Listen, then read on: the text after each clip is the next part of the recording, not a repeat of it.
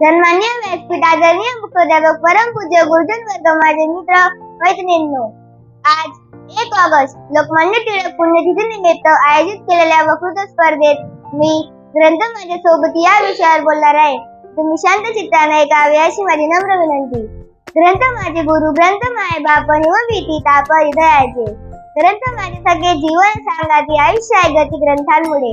मित्रांनो, आपले आई वडील, आपले शिक्षक आणि बरेच जण आपल्याला मार्ग दाखवतात, पण त्या मार्गांपर्यंत पोहोचण्याची ताकद या ग्रंथांमध्ये असते.